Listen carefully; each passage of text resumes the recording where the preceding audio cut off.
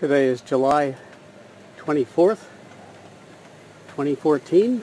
This is my test train. It's pulled by 4 Rock Island Aristo-Craft GP40s and 2 USA Trains GP38s, the blue ones that are back here. The train is 44 cars long, and it's about to exit the outdoors here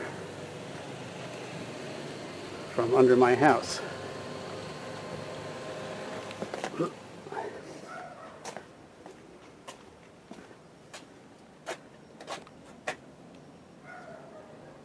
It should come across this drop-in LGB bridge that I reinforced with metal parts here. The metal insert, steel insert, because of the weight of certain locos like the Dash 9s that weigh about 15 pounds each.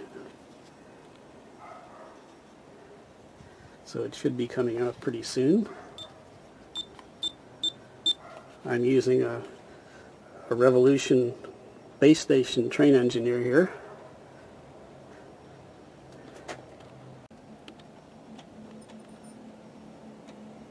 So the train should be coming out any moment now. There it is. And I'll speed it up a little bit here.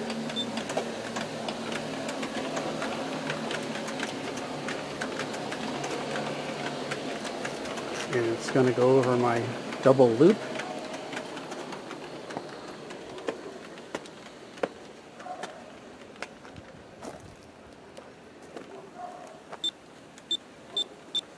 So we'll see if the train string lines this time.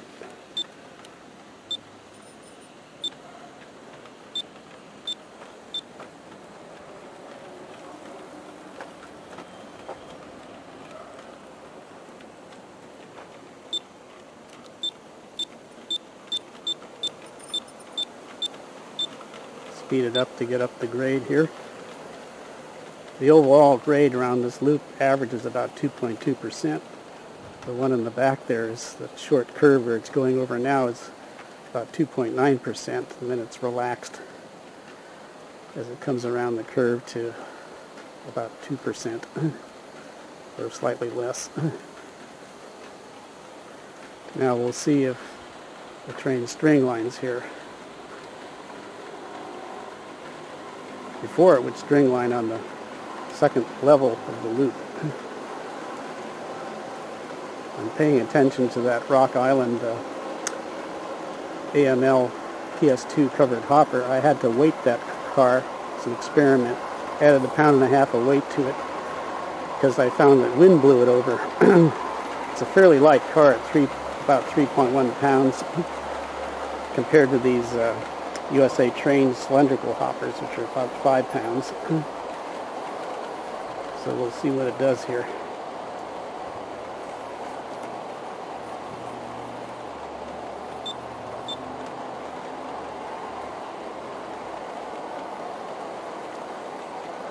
Hopefully it will work, and if it works then I'll add weight, or maybe add more weight to it if it doesn't work, but add weight to the other like-kind cars. I added about 1.5 pounds of lead shot in the center hopper, way down low, for the lower center of gravity. Well, it might work.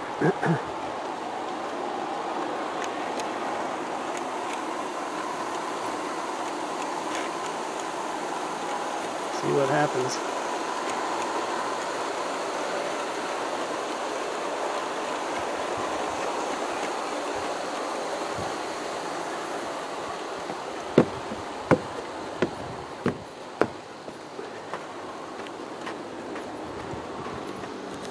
Switch the track here.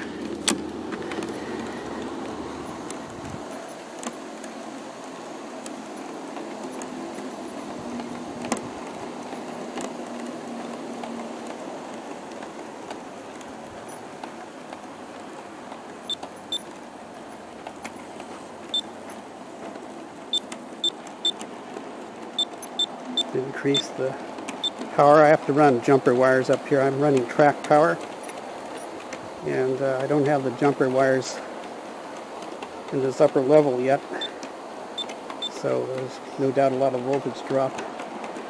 I'm using stainless steel track.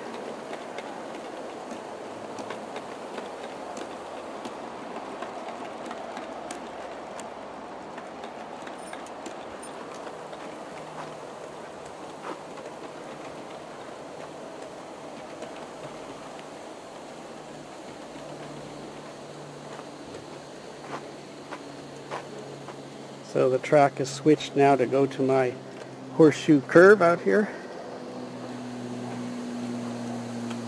It's a number 6 Aristo turnout. And right where it's curving here, I plan to put a train lie R7 turnout and connect this path here that's in the center.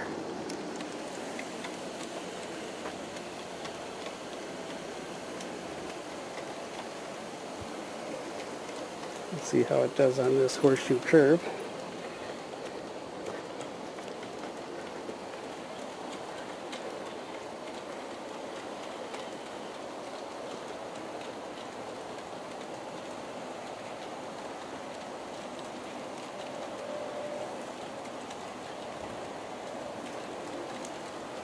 And the Aristo number Y switch here is switched correctly.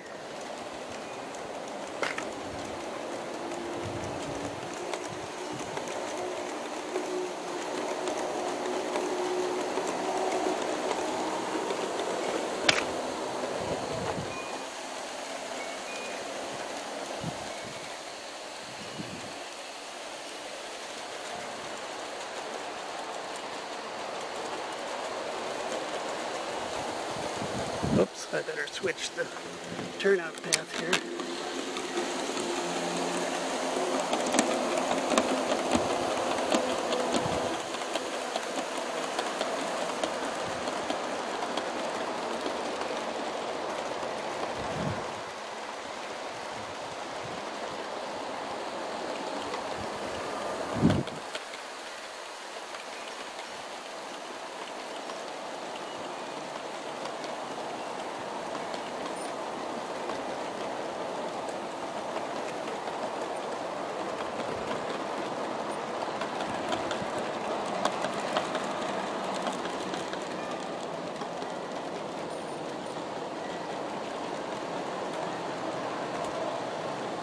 We'll go over the horseshoe curve again.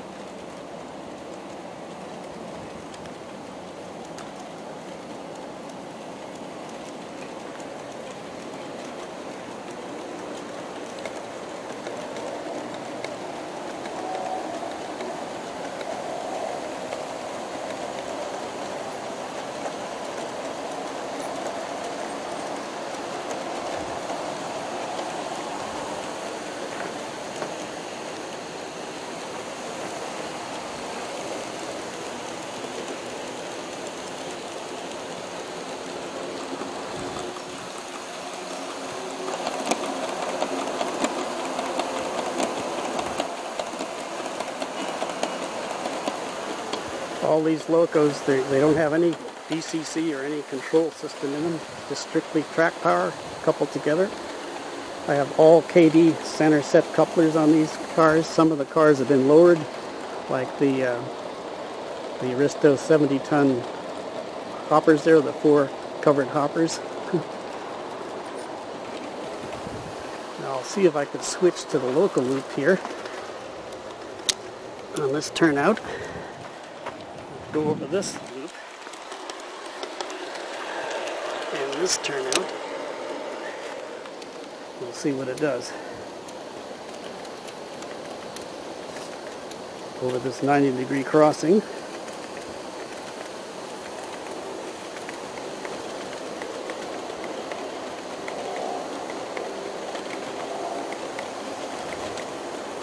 This is the first train that's run over this 90-degree crossing here.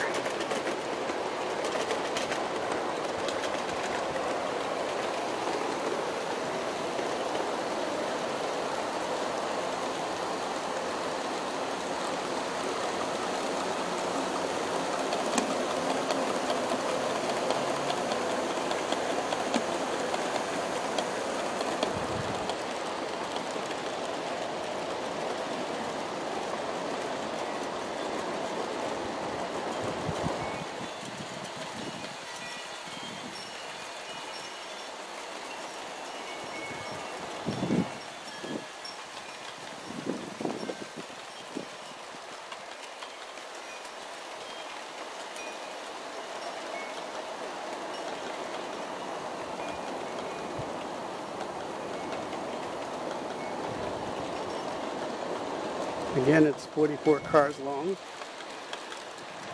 a mixture of Aristo-Craft USA trains and AML cars.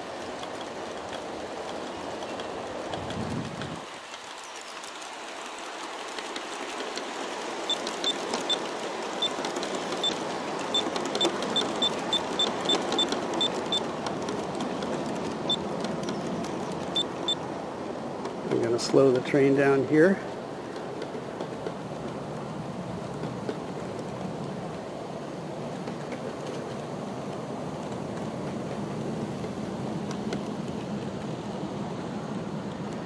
Now I'm going to switch to the center section and hopefully stop the train in time before it runs off the track through the center path.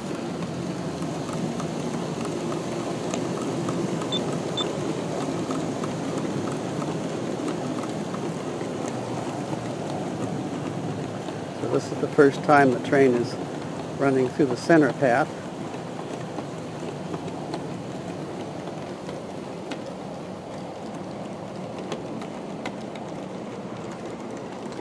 Unfortunately, my Revolution train engine doesn't have the range since the receiver's under the house, so I have to stand a distance away from the train.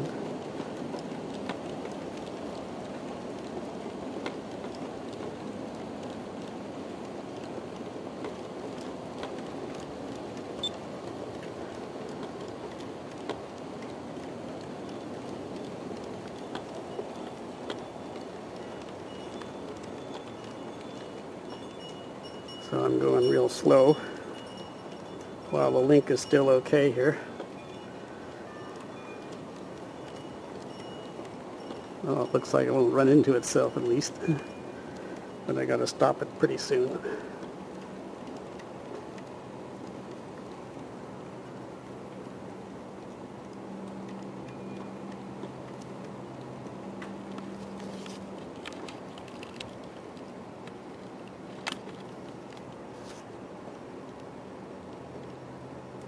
Before it runs off the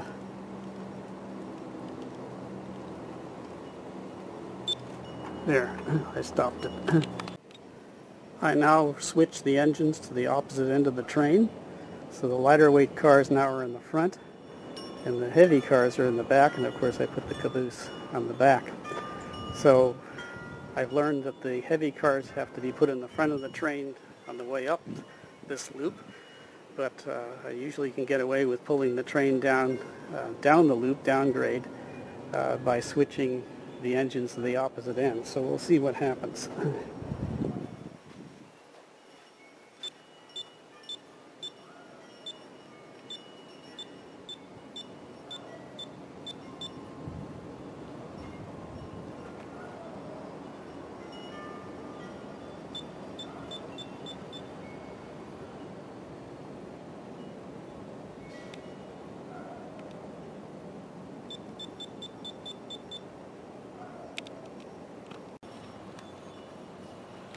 So the train is now coming down, downgrade.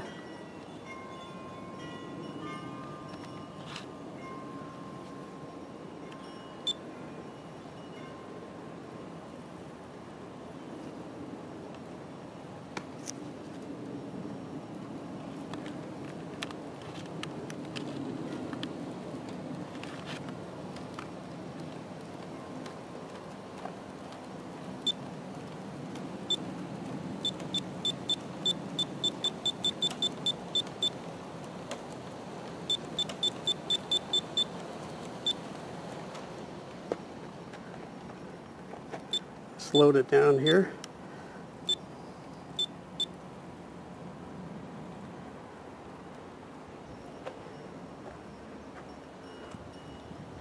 Unfortunately, I'm not getting a link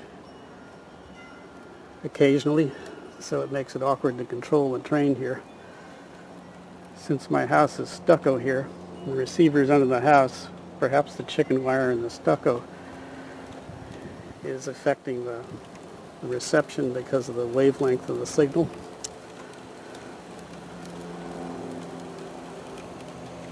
So the transmission and reception is somewhat inadequate, I'd say, on the train Revolution train engineer here that I'm experiencing under my environment.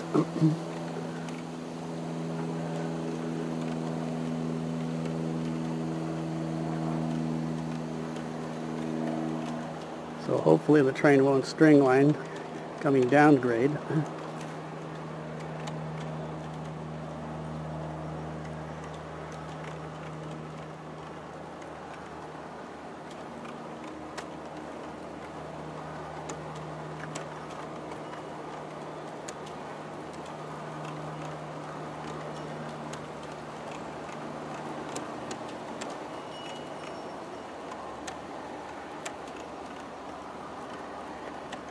This USA Trains Rock Island 60-foot car, I put Kadee 906 couplers on it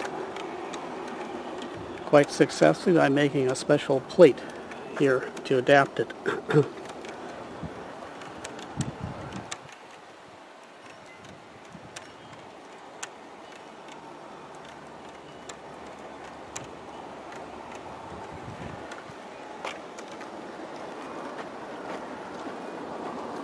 The way this car originally was, you could push down on this. In fact, the original coupler, which was a clever design, but nonetheless it would tend to be depressed downward, and the floor end wasn't screwed into the end of the bulkhead. So I put a 172 or a 256. I tried both ways of actually fastening the floor to the end bulkhead, so that keeps it stable.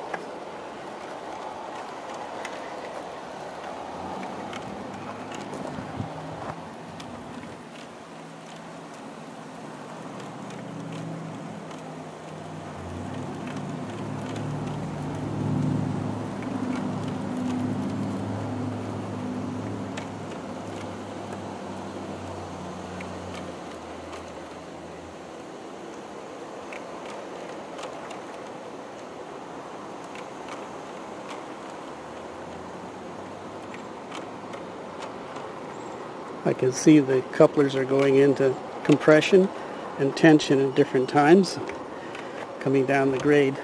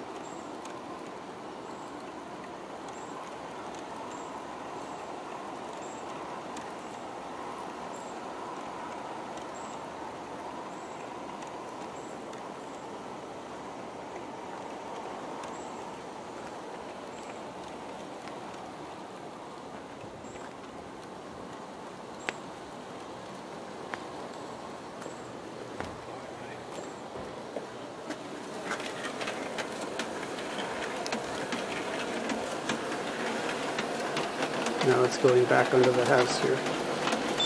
I'll lower the speed a little bit.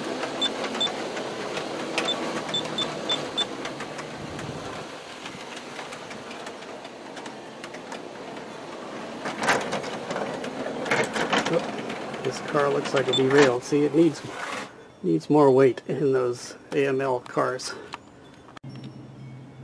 So I've re-railed the front truck on this AML PS2 hopper, so that this shows you these cars are a bit too lightweight.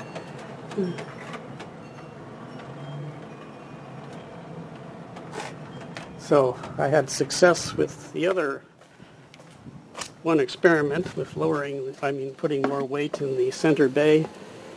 Here's the train coming in back into my underhouse layout. So by putting more weight in the center bay here, way down low, I put 1.5 pounds in the car further at the other end of the train now. That seems to have worked. So there you have it, a 44 car train.